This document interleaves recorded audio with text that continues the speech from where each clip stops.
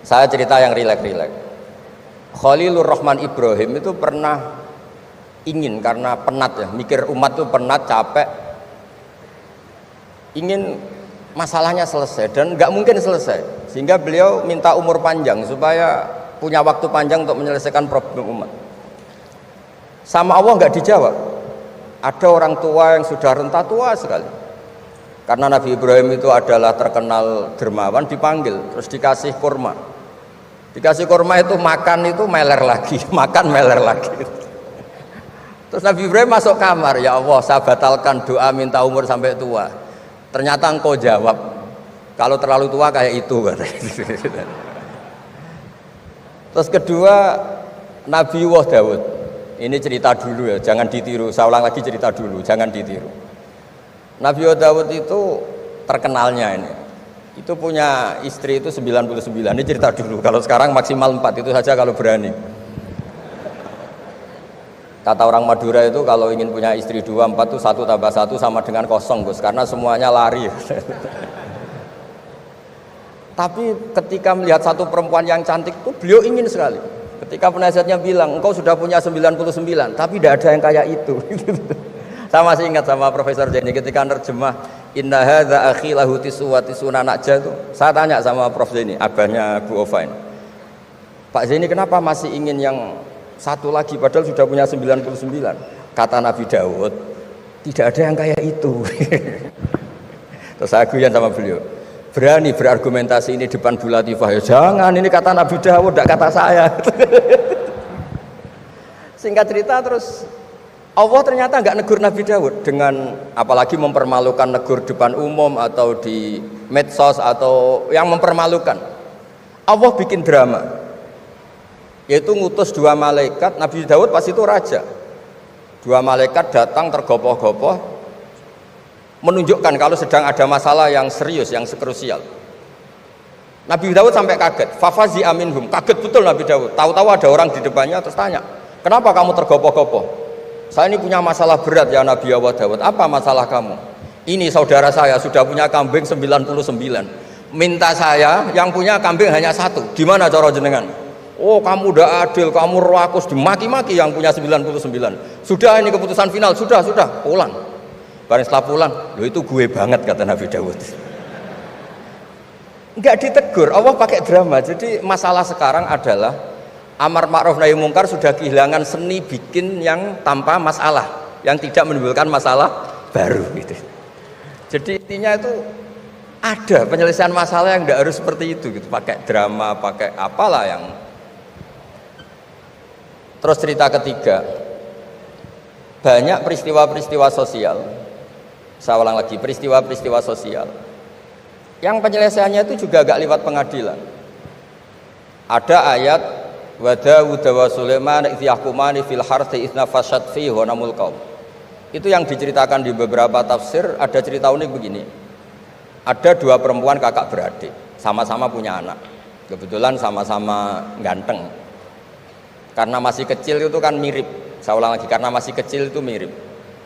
Karena sama-sama Arab, tidak Arab sama Kebumen. Kalau sama Kebumen kan hidungnya beda, sama-sama Arab, bukan sama-sama Arab, sama-sama ganteng.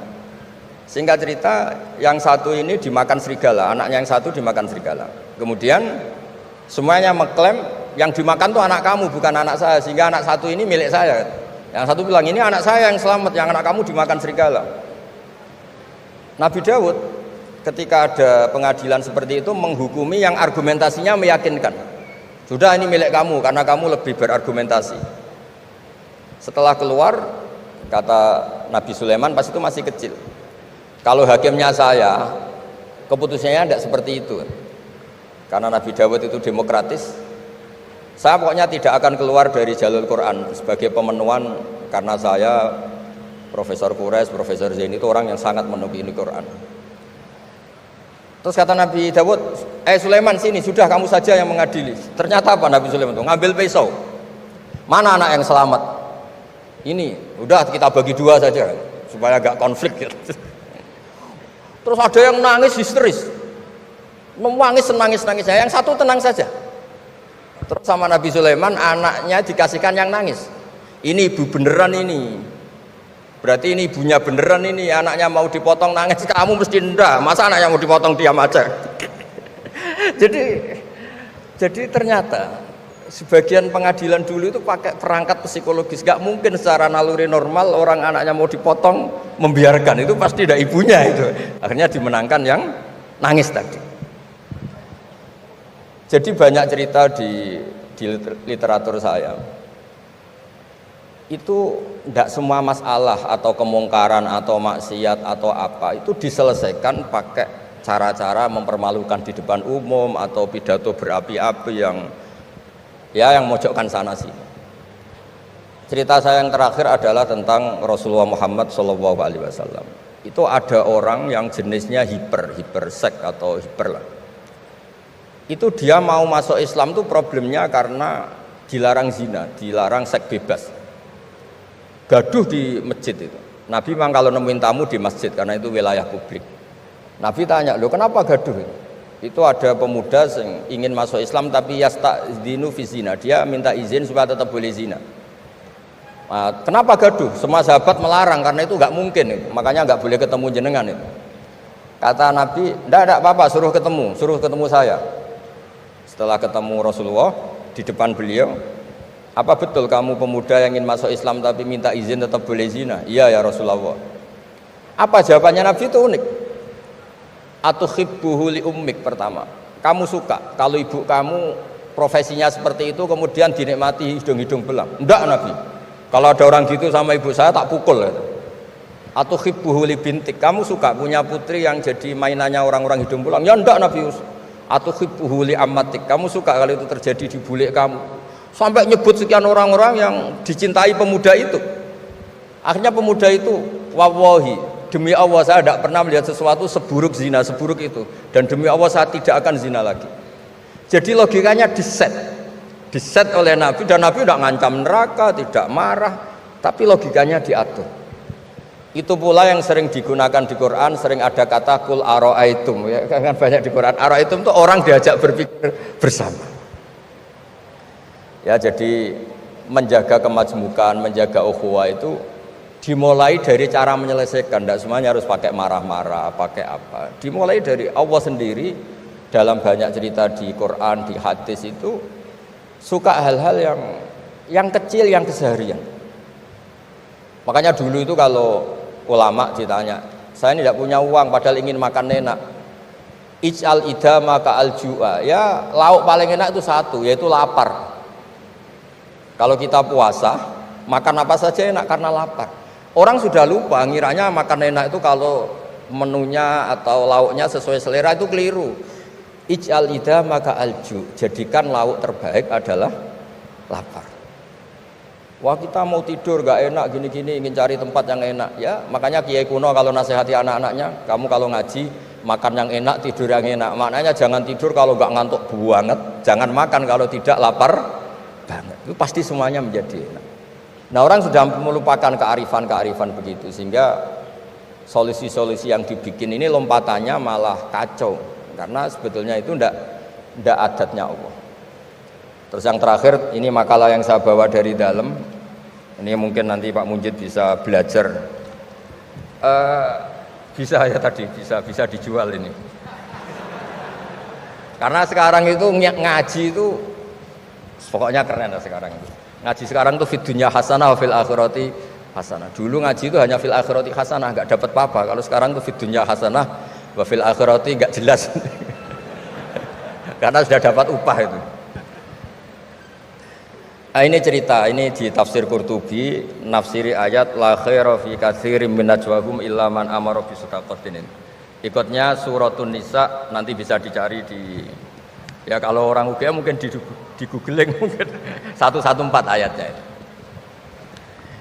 Sistem di pengadilan Indonesia, misalnya ada orang sengketa, kadang-kadang dilaporkan ke polisi itu silakan selesaikan secara kekeluargaan. Itu ternyata ini di tafsir Qurtubi, di kitab saya baca teksnya supaya nanti ditafsir Pak Quraisy. Wa kataba Umaru ila Abi Musa al-Asy'ari radhiyallahu anhu qol rudda al-khusuma hatta yastalihu fa inna faslal qada'i yuristu bainahum ad-daghain. Jadi kalau ada orang sengketa, silahkan kembalikan yang sengketa, kata Sayyidina Umar. Jangan-jangan mereka punya solusi kekeluargaan. Karena kalau diputuskan di pengadilan, itu bisa yurisuddohoin, bisa melahirkan dendam, hasud, dengki. Tapi kalau mereka diselesaikan dengan logika mereka sendiri, dengan kearifan mereka sendiri, maka itu lebih baik. Ini juga yang dilupakan, setiap ada masalah itu dikasuskan di pengadilan. Padahal ini andaikan saya dalam posisi pengamat politik mungkin cerita, padahal bisa diselesaikan dijadikan menteri misal, tapi itu tidak wilayah saya. Tapi itu tidak wilayah saya. Andaikan saya datang sebagai pengamat politik mungkin contohnya itu, tapi saya tidak masuk wilayah itu.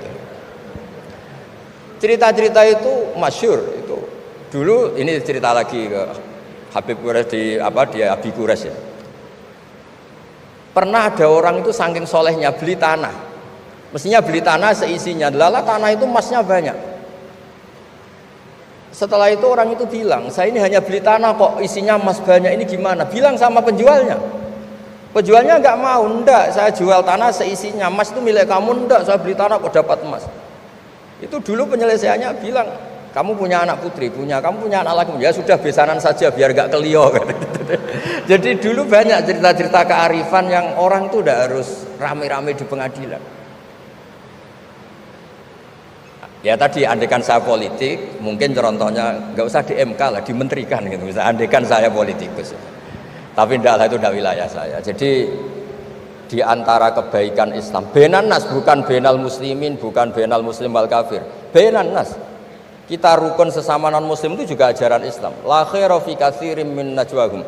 Diskusi apapun tidak baik kecuali diskusi-diskusi yang menyuruh kebaikan, menyuruh sedekah, au islahim bainan nas, atau diskusi yang menjadikan kita baik-baik saja, hubungan kenegaraan, hubungan kebangsaan, hubungan kemanusiaan baik-baik saja. Ya, sekian mukadimah saya, nanti ditambahi Abi Quraisy, Profesor Quraisy. Sekian, dan saya tidak salam dulu karena pasti provokatornya ini merovokasi lagi. Jadi kalau moderator itu kan bikin sesuatu indah, ini jadi tidak indah. Masa orang sesantun saya dibilang harimau, itu kan kacau itu nggak bener itu. Karena kalau di Indonesia, oh ini negara nggak bener, kayak hukum rimba, yang kuat menang, yang kuat itu kan harimau, wah jadi masalah kan.